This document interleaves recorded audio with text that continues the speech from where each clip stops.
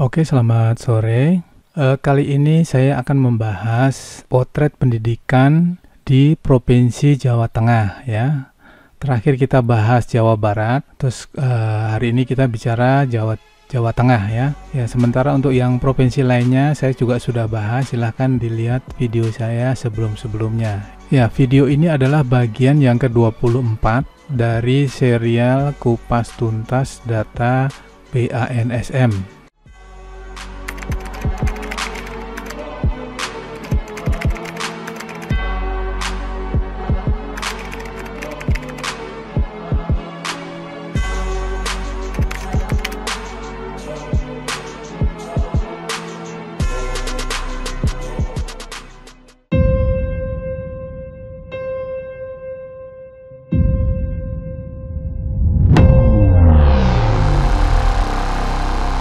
Oke, sebelum masuk ke materi, dukung channel ini dengan cara subscribe, like, share, and comment agar channel ini dapat berkembang untuk memberikan pengetahuan dan mengedukasi masyarakat Indonesia. Oke, kita klik aja Jawa Tengah ya. Saya sudah siapkan dashboardnya untuk masing-masing provinsi ya. Kita klik Jawa Tengah. Nah, ini kira-kira gambaran untuk potret pendidikan di Jawa Tengah ya.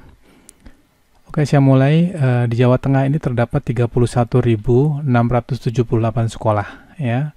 40% diantaranya terakreditasi A dengan jumlah 12.634 sekolah. Ya, ini untuk detailnya ya per masing-masing dari akreditasinya.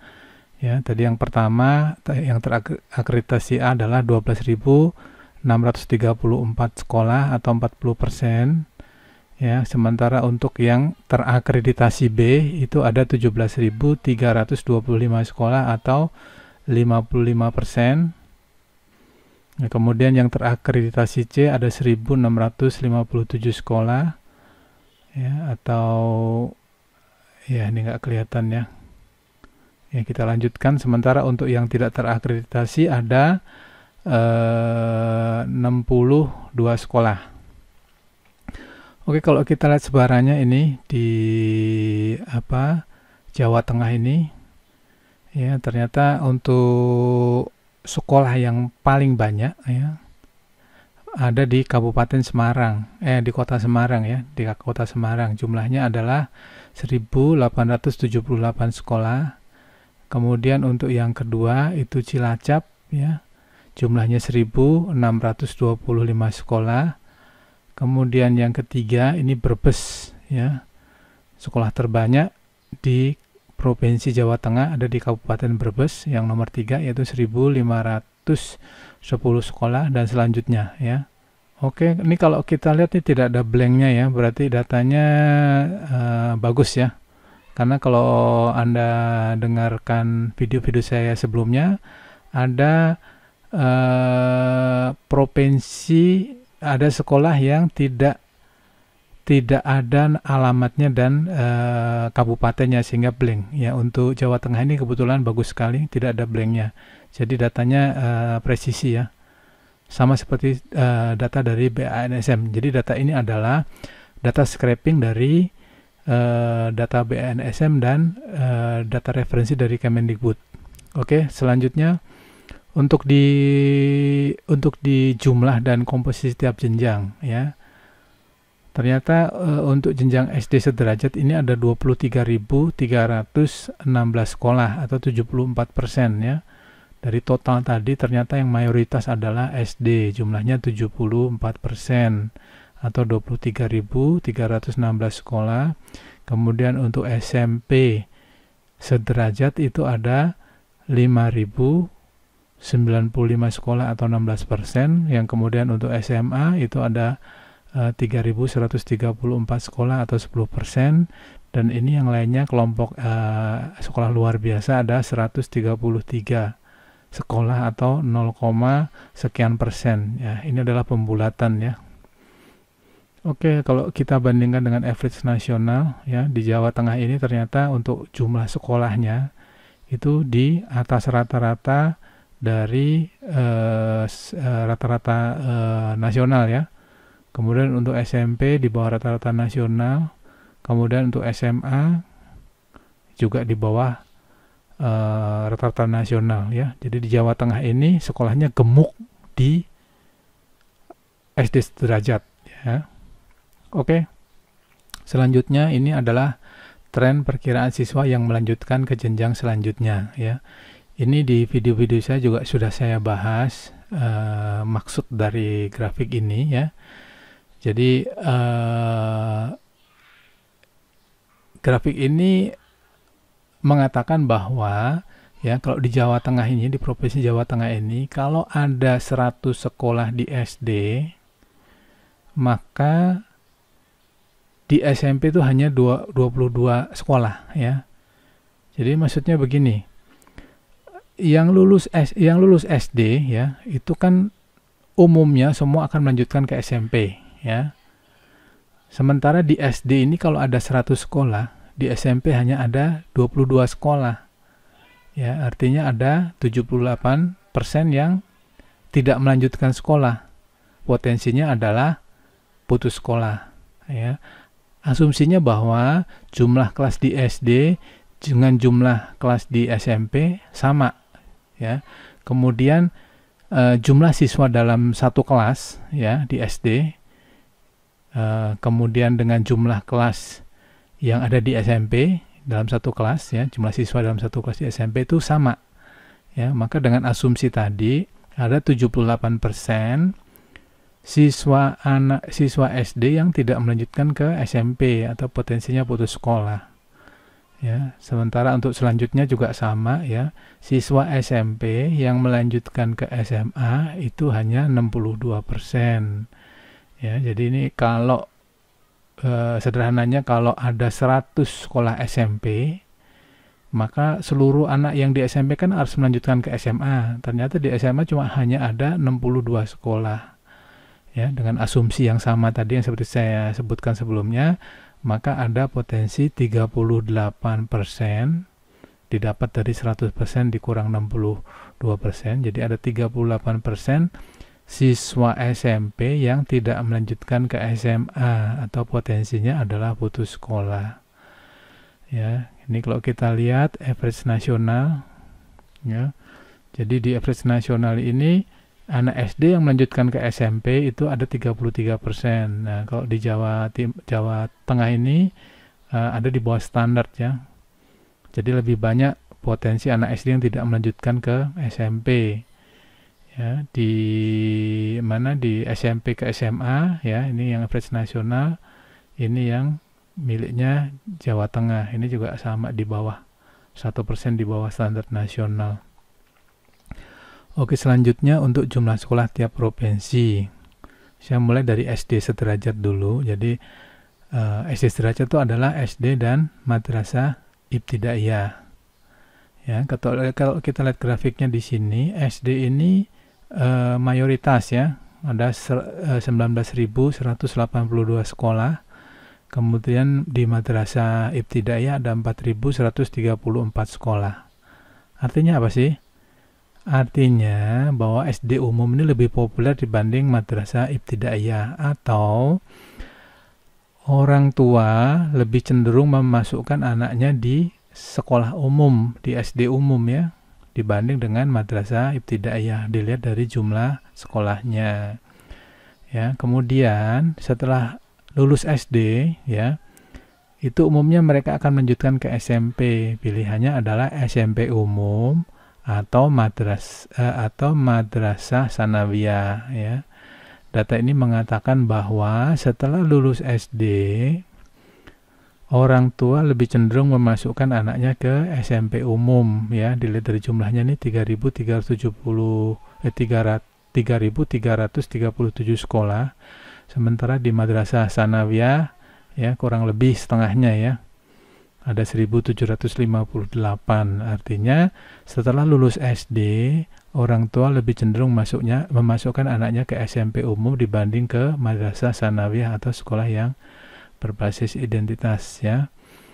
Kemudian setelah lulus SMP, anak akan melanjutkan ke SMA sederajat. Pilihannya adalah SMK, pilihan yang lain adalah SMA atau madrasah aliyah ya.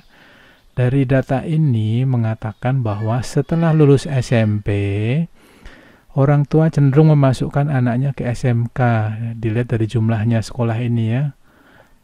Jumlah SMK ini lebih banyak daripada SMA. Jadi setelah lulus SMP, orang di Jawa Tengah cenderung memasukkan anaknya ke SMK. Pilihan kedua ke SMA, baru pilihan terakhir di madrasah aliyah. Oke, ini grafik selanjutnya mengenai status kepemilikan sekolah ya. Di Jawa Tengah ini, ya, ini secara umum ya, jadi jumlah sekolah SD sederajat, SMP sederajat ditambah SMA sederajat ya. Jumlahnya ternyata mayoritas 66% sekolah di Jawa Tengah ini milik pemerintah. Sisanya milik swasta ya. Jumlahnya adalah 20.753 sekolah, sementara swasta ada hampir 11.000. Ya, oke, kalau kita lihat breakdown lebih detail lagi ini ya. Ini ternyata dominasinya ada di SD sederajat. Di SD sederajat ini ternyata 78% milik pemerintah, sisanya 22% milik swasta. Kemudian di SMP sederajat, nah ternyata SMP sederajat didominasi oleh swasta, jumlahnya 62%, pemerintah hanya punya 38%. Untuk SMA sederajat ya berkurang lagi nih. Ya, SMA sederajat itu didominasi oleh sekolah swasta. Hanya 21% milik pemerintah, sementara mayoritas 79% milik swasta. Ya, ini untuk kelompok SLB juga sama, swasta mendominasi ya. Data ini mengatakan bahwa ya semakin tinggi sekolahnya ya, maka sekolah yang dimiliki pemerintah semakin kecil ya. Ini 78%, ini berkurang 38%, terus berkurang 21%. Ya, artinya untuk SMP sederajat, sekolah ini dibentuk oleh swasta. SMA juga sama, untuk SMA sederajat, sekolah di Jawa Tengah ini dibentuk oleh swasta. Ya. Nah, di sini juga bisa mengatakan bahwa pemerintah kurang perhatian untuk di jenjang yang lebih tinggi ya. Data ini mengatakan demikian ya. Kalau di SD 78%, maka di SMP ini menyusut cuma 38%. Kemudian untuk di SMA menyusut lagi 21%. Artinya pemerintah daerah ya perhatiannya kurang nih untuk mengembangkan sekolah negeri di Jawa Tengah ya. Ya, data mengatakan demikian ya. Oke, kita lihat ini average nasional ya, baca sendiri. Kemudian kalau kita bandingkan head to head comparison ya. Ini juga tadi saya jelaskan di sini kurang lebih ya, bahwa 82% siswa itu lebih cenderung masuk di sekolah umum ya, sementara 18% orang memilih di sekolah yang berbasis identitas yaitu madrasah ibtidaiyah. Kemudian untuk di SMP sederajat juga sama ya, 65% orang tua lebih cenderung masukkan anaknya ke SMP umum, sementara sisanya 35% ini memasukkan anaknya di sekolah yang berbasis identitas ya, madrasah sanawiyah. Ya, kemudian SMA juga sama ya. Tapi kalau kita lihat trennya di sini ya, ini naik nih dari 18% menjadi 35% menjadi 40%. Artinya bahwa sekolah yang berbasis identitas tadi ya semakin diminati orang tua begitu sekolahnya masuk ke jenjang yang lebih tinggi ya. Data mengatakan demikian ya. Oke. Sementara ini adalah breakdown untuk masing-masing jenjang di SMA sederajat ya. Tadi juga saya jelaskan bahwa setelah lulus SMP orang tua lebih cenderung masukkan ke SMK ya, 50% itu ada di SMK. Kemudian pilihan kedua ada di SMA dan pilihan terakhir ada di madrasah aliyah ya, 22% ya. Angka ini mengatakan demikian ya. Oke, yang terakhir. Grafik terakhir ini kita bicara mengenai top 3 ya. Yang pertama top 3 untuk kabupaten kota dengan jumlah sekolah terbanyak. Ya, pertama adalah Semarang, jumlahnya 1.878 sekolah. Kemudian diikuti Cilacap, jumlahnya 1.625 sekolah. Dan yang terakhir di Brebes, ada 1.510 sekolah. Ya. Yang berikutnya adalah jumlah kabupaten kota yang memiliki sekolah dengan akreditasi A terbanyak. Yang pertama Semarang 1099, kemudian di Pati ada 776 sekolah, di Banyumas ada 716 sekolah ya. Yang terakhir ini kita mencoba menampilkan 3 provinsi atau kabupaten yang memiliki kualitas terbaik di Jawa Tengah ya. Caranya dengan membandingkan jumlah yang terakreditasi A dalam satu kabupaten atau kota dibandingkan dengan total jumlah sekolah yang ada di kabupaten tersebut ya. Ya, kalau untuk Semarang ya ini dibagi ini. Kemudian kalau Pati ya ini dibagi jumlah sekolah yang ada di Pati. Kemudian Banyumas juga sama. Banyumas ya ini dibagi dengan total jumlah yang ada di Kabupaten Banyumas. Ya, akhirnya ketemu ini ya. Ternyata ya ini data mengatakan demikian ya, bahwa Kudus ini memiliki 77%, Pati 62% dan Semarang 59%. Artinya apa? Artinya kalau ada 100 sekolah di Kudus ya, maka 77 sekolah diantaranya terakreditasi A. Di Pati kalau ada 100 sekolah itu 62 sekolah diantaranya terakreditasi A. Ya, untuk di Semarang juga mengatakan bahwa grafik ini mengatakan bahwa kalau ada 100 sekolah di Semarang maka 59 diantaranya itu terakreditasi A ya. Data ini mengatakan bahwa kalau Anda sekolah di Kudus lebih mudah mendapatkan sekolah dengan akreditasi A dibanding di Semarang ya. Datanya bilang begitu tuh. Ya, jadi kalau menyekolahkan anaknya di Kudus itu lebih mudah lah cari sekolah yang terakreditasi ke A dibanding di Semarang atau di Pati atau di kabupaten kota yang lainnya ya. Datanya bilang begitu ya. Oke. Bila video ini bermanfaat, jangan lupa like, subscribe, share, and comment agar channel ini dapat berkembang untuk mengedukasi dan memberdayakan masyarakat Indonesia dari sisi pendidikan ya. Oke, sekian dan selamat sore. Terima kasih.